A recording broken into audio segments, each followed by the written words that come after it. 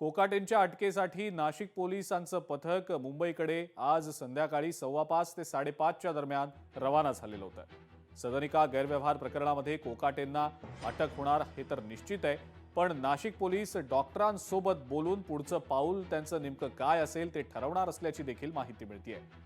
कोकाटेंची तब्येत जर ठीक नसेल तर पोलिसांची नियुक्ती हॉस्पिटलमध्येच काही दिवसांसाठी तात्पुरत्या स्वरूपात केली जाण्याची देखील शक्यता वर्तवली जाते।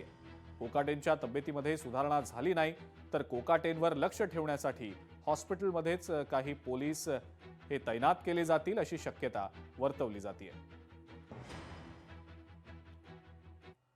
शासकीय सदनिका लाटण्यासाठी बनावट कागदपत्र सादर करत सरकारची फसवणूक केल्याच्या 1995 सालच्या प्रकरणात माणिकराव कोकाटेंच्या अडचणी आता प्रचंड वाढल्याचं दिसतंय। कोकाटेंचा राजीनामा उपमुख्यमंत्री अजित पवार आणि मुख्यमंत्री देवेंद्र फडणवीस यांनी स्वीकारला।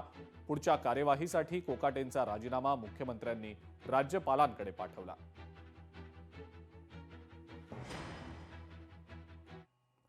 माणिकराव कोकाटे यांच्या अटकेमध्ये कोणत्याही प्रकारचा कायदेशीर अडथळा आता राहिलेला नाही अशी माहिती सूत्रांकडून मिळतेय।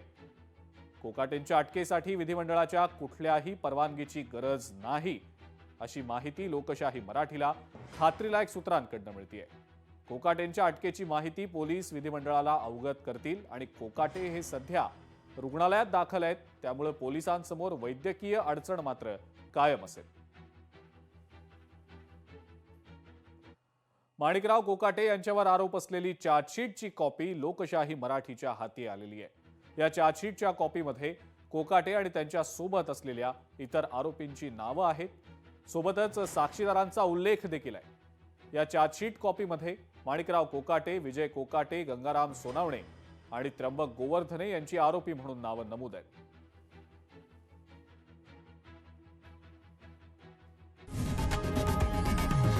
लोकशाही मराठी ऐका, पहा, जागरूक रहा।